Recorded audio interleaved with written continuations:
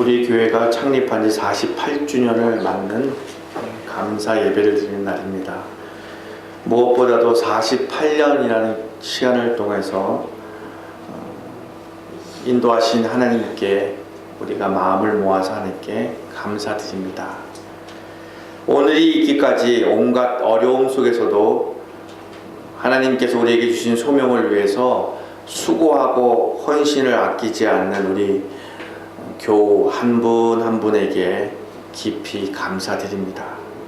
여러분이 없었더라면, 여러분의 기도가 없었더라면 아마 교회는 오늘과 같이 기쁨의 날을 맞을 수 없을 수도 있었을 것입니다.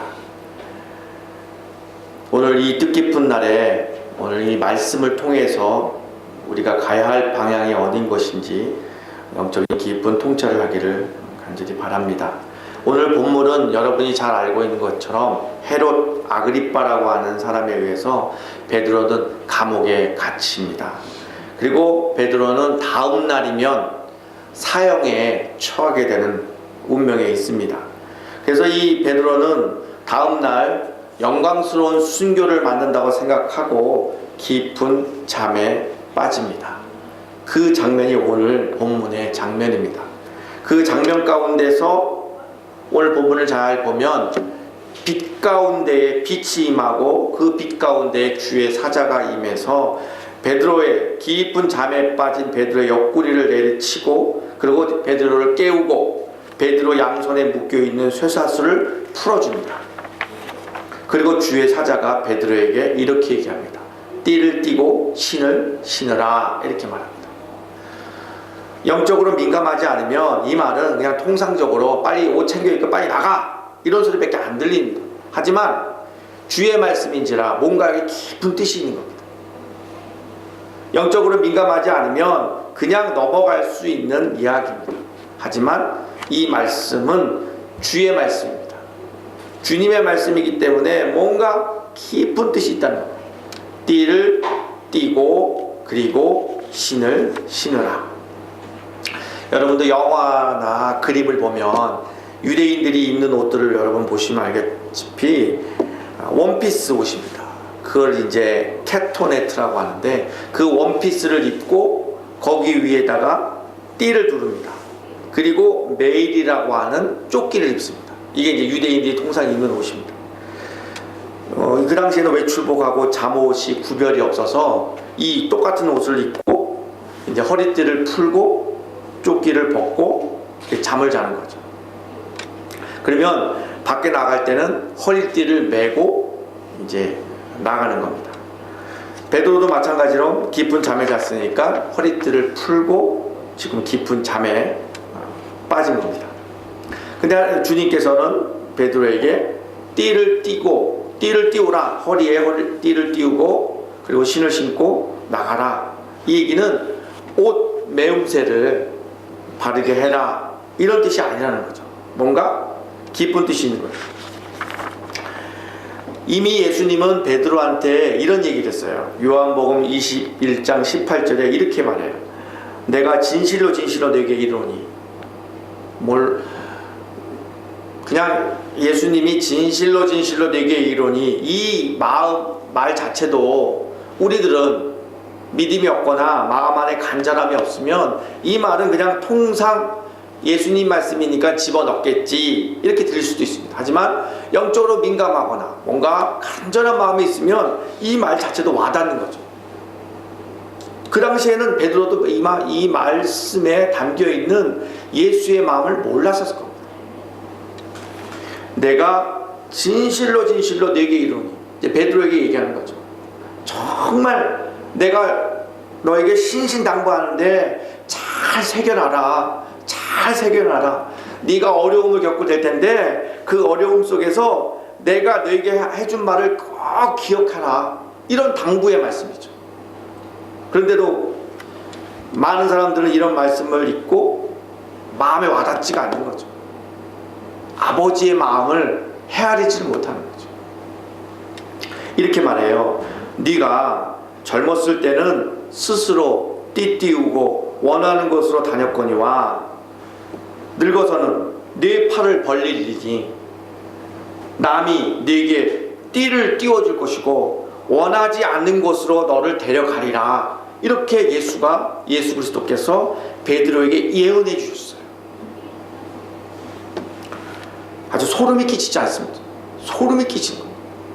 감옥에 내일 죽어야 할 운명이라고 생각했던 그 베드로에게 네 허리에 띠를 띠우라.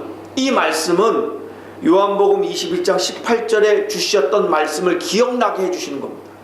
전에 부활하셔서 제자들에게 나타나서 베드로에게 해주셨던 말을 함으로 인해서 우리는 알 수 없는 또 하나의 영적인 큰 의미를 예수는 말씀하고 있는 거죠.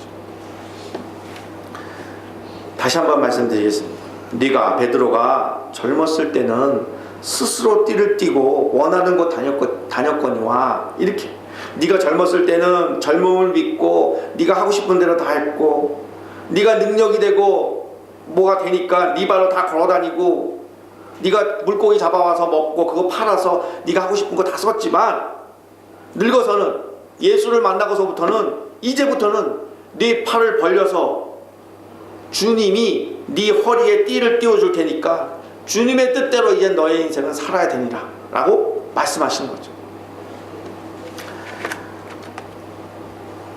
온전히 주님께 맡기라는 거죠.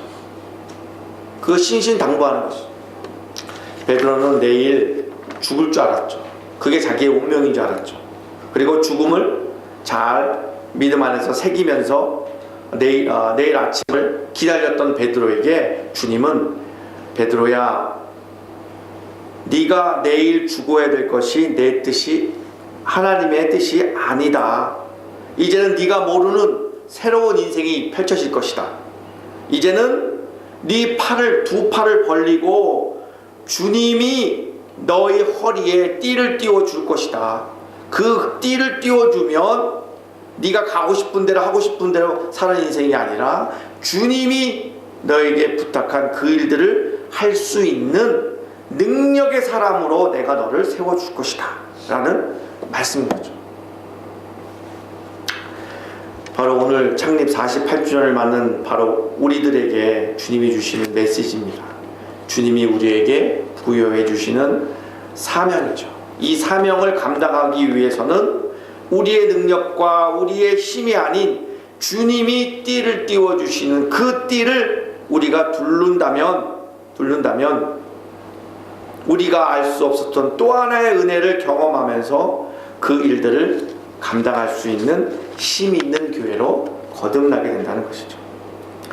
1966년 48년 전에 이기준 목사님과 20명의 성도들이 동경 아카사카 뉴제펜 호텔에서 창립 예배를 드리면서 동경제일교회는 이 땅에 세워졌습니다.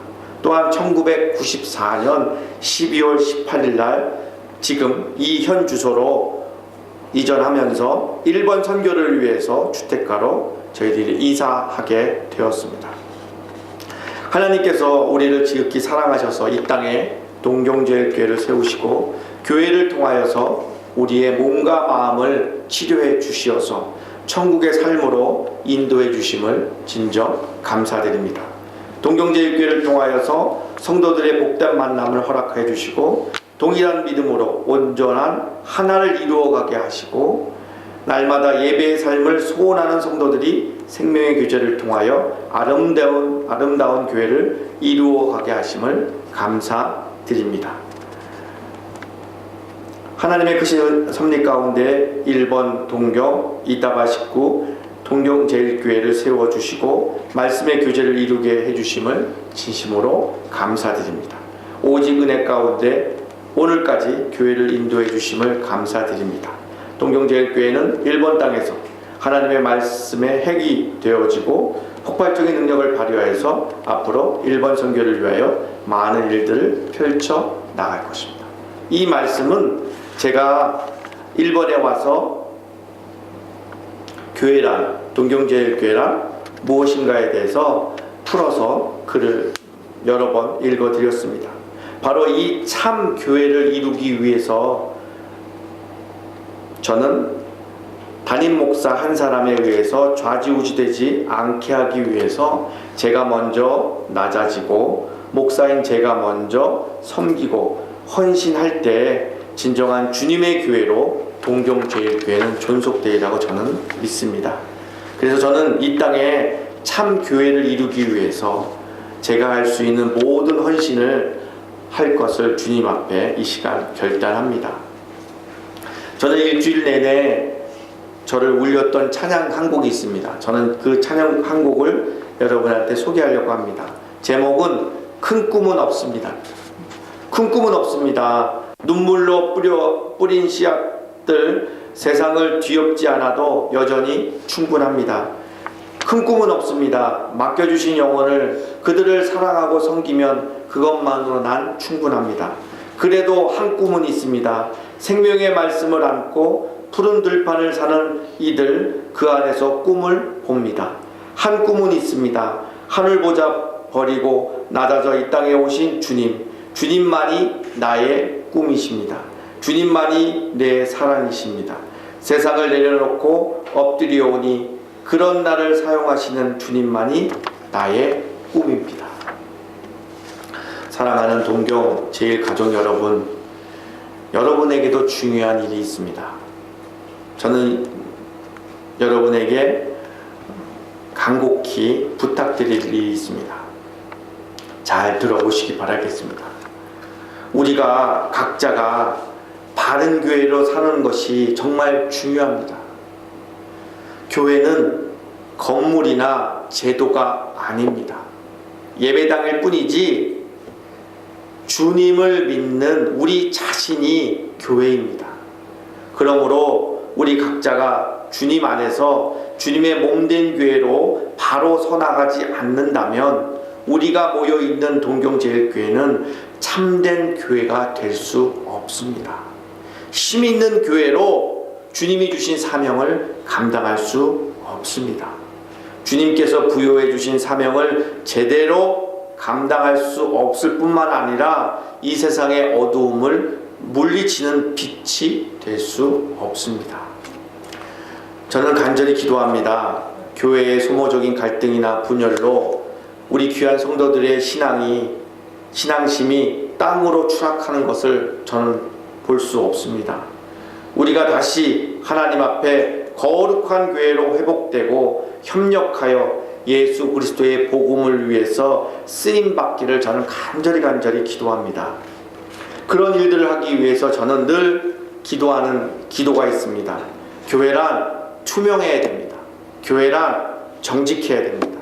교회란 하나님의 백성으로서 거룩함을 갖고 있어야 됩니다.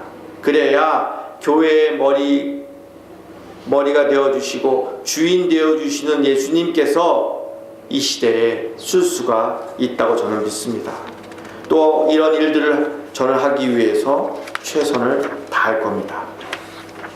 이제 창립 48주년을 맞이해서 본문을 통하여서 띠를 띠라 이렇게 주님이 명령하였고 그 명령에 순종하여서 베드로는 띠를 띠고 신발을 신고 세상에 나아가서 세상이 깜짝 놀랄 어마어마한 일들을 베드로를 통하여서 하나님은 하셨습니다. 이제 우리는 두 팔을 벌려서 주님께 간청합니다. 주님, 저희에게 진리의 허리띠를 메어 주십시오. 사랑의 허리에 띠를 메어 주십시오. 겸손의 허리에 띠를 메어 주십시오. 교회란 사람을 살리는 곳입니다. 우리 동경제일교회가 주님이 주시는 허리띠를 메고 사람의 지식과 사람의 가지고 있는 경험과 사람이 가지고 있는 힘이 아닌 하나님이 주시는 거룩한 띠를 허리에 맬 때에 진정 동경제일교회는 하나님이 이 시대에 쓰일 것이고 또한 동경제일교회 위에 하늘의 복이 임하여서 온 민족과 온 세상에 주의 복음을 전하는 데에 부족함이 없도록 우리 하나님이 채워 주실 것입니다. 주님의 뜻이 바로 여러분의 삶을 통해서 또는 동경제일교회를 통해서 또는 여러분의 가정과 일터를 통해서 아름답게 맺어지기를 간절히 기원드립니다. 부족한 우리들이지만 우리 하나님이 우리를 필요하셔서 1번 동경에 불러주셨습니다. 그리고 주 안에서 동경제일교회를 통해서 나라가 살아온 배경이 다 다르지만 우리가 이렇게 신비롭게 만나게 해주셨습니다. 그 만나게 해주셨던 분이 바로 주님이시기 때문에 우리의 앞으로의 미래는 우리가 상상하지 못한 하나님의 은혜와 하나님의 복이 우리 가운데 임할 것을 확신합니다. 기도하겠습니다. 아버지 하나님, 우리에게 베풀어 주신 주님의 은혜를 감사드리며 우리 안에 영적인 결의와 각오를 굳게 다짐합니다. 이제는 주님을 향하여 우리의 두 팔을 벌립니다. 우리에게 진리의 허리띠를 들려주시고 사랑의 허리띠를 들려주시고 겸손과 생명의 허리띠를 들려주시옵소서. 그리하여 우리 성도들이 어느 곳에 가든지 그리스도인 다움을 잃어버리지 않게 하시고 어떠한 상황이 오더라도 교회다움 교회를 상실하지 않도록 주님 인도하여 주시옵소서. 베드로에게도 신비로운 인생을 펼쳐줬던 것처럼 우리 귀한 성도들에게도 우리가 생각지 못했던 놀라운 신비롭고 기적같은 인생이 우리 가운데 일어나도록 우리 하나님 인도하여 주시옵소서. 오늘같이 기쁘고 즐거운 날 우리 가운데 주님이 함께해 주셔서 온 성도들이 함께 기쁨을 누리는 행복한 날이 될 수 있도록 우리 하나님 인도하여 주시옵소서. 그리고 감사하며 예수님의 이름으로 기도드리옵나이다. 아멘.